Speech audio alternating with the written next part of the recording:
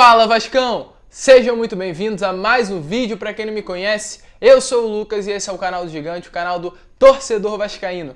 E vamos que vamos, rapaziada, para mais um vídeo, falar sobre a polêmica que aconteceu hoje dentro do Vasco, relacionada ao Carlos Leite, um empresário aí de diversos jogadores que jogam tanto no Brasil quanto fora no Brasil, que tem grande influência dentro do nosso clube. O empresário ali praticamente manda e desmanda dentro do Vasco, então vamos falar sobre isso, vamos falar sobre essa bomba que aconteceu hoje relacionada a esse empresário e, é claro, entristece muito o torcedor, e falar também sobre o jogo de amanhã, Vasco e Flamengo, um clássico, um jogo importantíssimo que o Vasco tem que vencer, trazer todas as novidades. Então, torcedor, se você quer ficar por dentro de todas as notícias do meu, do seu, do nosso clube do coração, fique ligado aqui no canal do Gigante.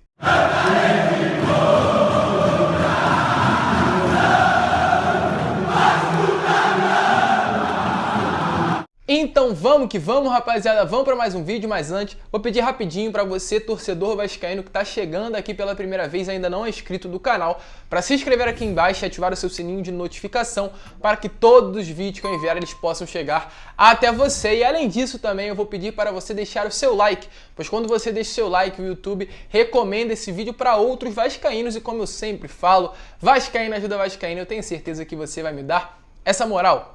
Mas vamos lá, rapaziada, sem muita enrolação, antes de falar sobre o Carlos Leite, falar sobre tudo que aconteceu e mostrar para vocês quem é esse empresário, eu quero falar sobre o jogo importantíssimo do Vasco amanhã.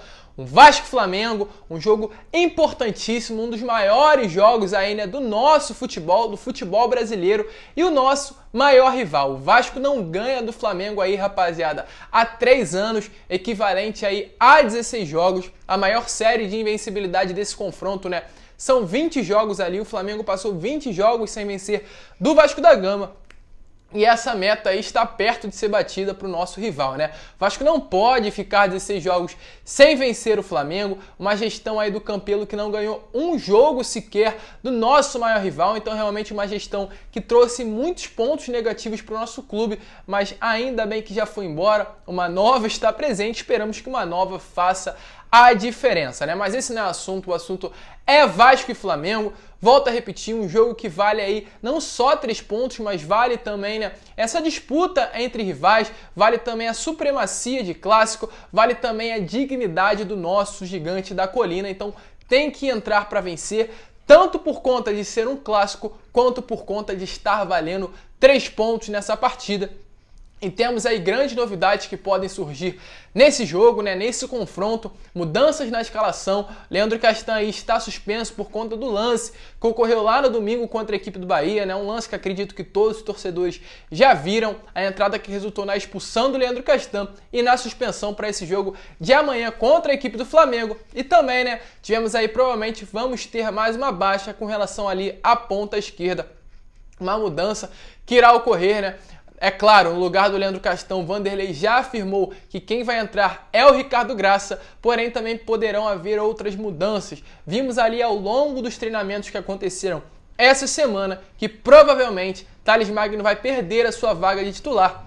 E quem vai entrar, no caso, será Gabriel Peck. Gabriel Peck, um jovem, que vem realmente ganhando força, vem realmente abrindo seu espaço dentro do elenco cruzmaltino, com grandes atuações. Temos visto isso, quando ele realmente entra no segundo tempo, muda a dinâmica do Vasco dentro de campo e muito provável que veremos Gabriel Peck no lugar de Thales Magno para esse jogo de amanhã contra a equipe do Flamengo. O Flamengo também que vem cheio de desfalques, a sua zaga ali será a zaga reserva, então é um momento importante para o Vasco realmente partir para cima, atacar, ir com jogadores rápidos como o próprio Gabriel Peck, O Flamengo ali está com dificuldade para encontrar um bom sistema defensivo e o Vasco, muito pelo contrário, tem jogadores de muita qualidade no ataque, como o Cano, que também não marcou nenhum gol ainda contra o Flamengo, então sem dúvida nenhuma ele vai com muita vontade de fazer gol. Ele já marcou gol contra o Fluminense e contra o Botafogo, mas ainda não conseguiu guardar, estufar as redes contra o Flamengo. Então, muita expectativa para esse jogo, muita confiança. Ricardo Graça entrando no lugar do Castan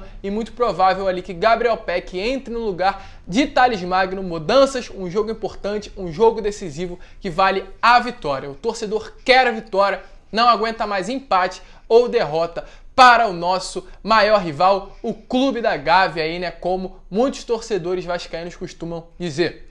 Mas vamos lá, rapaziada, né, chegar ao assunto principal do vídeo, que é sobre Carlos Leite. Hoje soltou uma bomba aí, né, que vou falar já já, mas antes de falar sobre isso, algo que muitos torcedores vascaínos já até saibam mesmo que é, eu quero mostrar para vocês quem é Carlos Leite. Carlos Leite aí é uma figura conhecidíssima, dentro, é claro, principalmente do Vasco da Gama, mas também no cenário do futebol brasileiro. Ele aí é um empresário que tem uma agência ali, né, que empresaria grandes jogadores do futebol, como o próprio Fagner, como aí o Souza que está lá fora e outros diversos jogadores que eu vou falar aqui para vocês quem eles são. Mas antes eu quero mostrar para vocês aos pouquinhos a influência que ele teve e tem dentro do Vasco há muito tempo, mas principalmente nessa gestão aí que passou de Alexandre Campelo. Para quem não sabe aí, né, Carlos Leite foi o principal ali gestor, foi o principal ali ajudante, né, de recursos financeiros para a gestão de Alexandre Campelo. Foi realmente um grande parceiro da gestão do famoso Campelão, né? Então, rapaziada, o que acontece? Lá no ano de 2017, Carlos Leite foi um fiador ali de um empréstimo equivalente a 12 milhões de reais que ele obteve ali no Banco Safra, ou seja, Carlos Leite lá atrás, ele entrou no banco, pegou 12 milhões de reais e entregou assim nas mãos do Vasco da Gama, no caso nas mãos de Alexandre Campelo, que era o atual presidente na época. Uma dívida que não foi sancionada, uma dívida que ainda tem valores aí para serem pagos, valores ali que giram em torno de 3,3 milhões de reais. Mas não acaba por aí não, rapaziada. Ele também foi fiador e deu garantias aí para outras séries de empréstimos que aconteceram no Vasco ali ao longo da gestão de Alexandre Campelo, né, obtido no ano de 2019, ou seja, no ano retrasado, que pagaram ali as folhas salariais, ou seja, os empréstimos obtidos do Carlos Leite, né, ali no banco, no mesmo Banco Safra, além de ter ocorrido em 2017, ocorreu também em 2019, foram utilizados ali para pagar as folhas salariais de fevereiro até o mês de julho do ano de 2019. E esses valores aí gerais desses empréstimos obtidos por Carlos Leite com o nome do Vasco da Gama, empréstimos feitos por um empresário para pagar salários de jogadores e funcionários. Realmente acredito que se você parar um pouquinho para pensar e raciocinar o peso que isso tem, é uma coisa que realmente causa um escândalo, é uma coisa que realmente coloca em dúvida para onde e qual rumo o nosso clube está tomando nessa situação aí, onde um empresário pega empréstimos para pagar salários de jogadores. Mas vamos lá, esse valor aí, só para vocês terem uma noção, dos empréstimos obtidos lá no ano de 2019, chegam a 39 milhões de reais, rapaziada. Então é muita grana. Só no ano de 2017 e de 2019 já são ali 51 milhões de reais obtidos somente por Carlos Leite através de empréstimos ao Banco Safra. Mas agora vamos lá, rapaziada, mostrar aí a influência que ele tem dentro do clube. Já mostrei com relação à parte ali de parceiro da gestão de Alexandre Campelo e agora com relação aos jogadores, né? Para quem não sabe, Carlos Leite teve diversos jogadores aí que passaram para o nosso clube, sendo eles Douglas Luiz, Paulinho, Anderson Martins, Fagner, Luan, Felipe Bastos, Tite, aquele zagueiro lá atrás que veio na época de 2011, né, quando o Vasco foi campeão da Copa do Brasil, Marcelo Matos, Souza, Marlone e Ramon. Esses foram jogadores que já passaram, muitos inclusive crias da base do nosso clube, porém outros também que vieram pro Vasco, né, claro, provavelmente através do próprio Carlos Leite. E alguns jogadores que estão no Vasco nesse atual momento, sendo eles Henrique, Pikachu, Thales Magno, Vinícius Paiva, Andrei, Gabriel Peck e Guilherme Costa. Então, muitos jogadores ainda no Vasco, né? Principalmente jogadores jovens, e principalmente a grande maioria são jogadores formados dentro do Vasco. Então a gente vê a influência que ele tem nas bases do nosso clube. Realmente jogadores que surgem já vão parar nas mãos do mesmo empresário. Então é uma pessoa que tem grande influência e a gente vê, né? Não é querendo julgar, não é querendo incriminar, não é querendo ali acusar, mas a gente vê que realmente tem uma influência. Não é possível que o Pikachu, o Henrique, jogando a qualidade que jogam, né? A qualidade não, porque falta muitas das vezes qualidade, mas jogando nível de futebol e de forma alguma eles saem da equipe. Então provavelmente, né, não vou acusar, não vou nem falar provavelmente, mas que é estranho essas pessoas aí, esses jogadores que não demonstram muitas vezes futebol e permanecem na equipe do Vasco da Gama. E agora falar o que ele fez atualmente. Carlos Leite, né, tivemos a notícia que hoje, segundo o portal de notícias O Globo, para a gente ver que realmente é uma notícia verídica, que tem base, que tem fundamento. Ele aí, Carlos Leite, foi responsável ali por emprestar dinheiro para o Vasco pagar o valor do empréstimo de Martim Benítez, um valor ali que girou em algo de R$1 milhão, e além disso também foi responsável por emprestar dinheiro ao Vasco para pagar as folhas salariais lá do mês de outubro, no caso no início de janeiro o Vasco pagou essas folhas salariais, rapaziada. Então realmente é algo complicado, mesma atitude que ele teve lá em 2017, no início da gestão de Alexandre Campelo, e em 2019 ele voltou a ter agora com relação a pagar salários de funcionários e jogadores, e também é responsável por obter ali o empréstimo de Martim Benítez e entregar R$1 milhão na mão do Independente. E é claro, a gente se coloca em dúvida, porque o Jorge Salgado não tomou aí a frente dessas negociações. O Jorge Salgado, que também prometeu um dinheiro, né? Ele tinha planos de governo, ele tinha projetos para o Vasco da Gama. Ele lá atrás falou que já estaria com 70 milhões, esse seria o projeto dele, investir 70 milhões logo quando sentasse na cadeira da presidência do Vasco, um dinheiro ali que seria imediato para pagar salários e também impostos atrasados, né? Que para eles seriam considerados essenciais, e também lá no dia 18, né?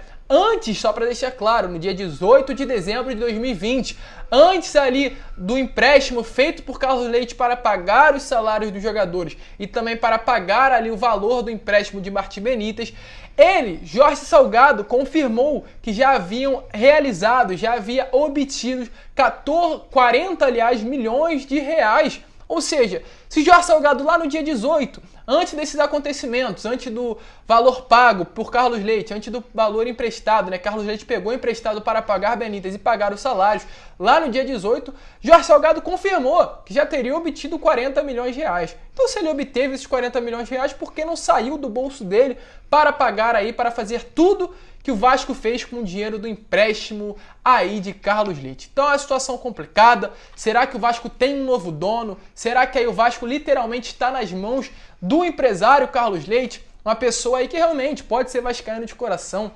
mas um clube da grandeza do Vasco da Gama, um clube da gigante, do tamanho do nosso time, do tamanho do nosso clube, do tamanho dessa cruz de Malta que está no nosso peito, está nas mãos de um empresário.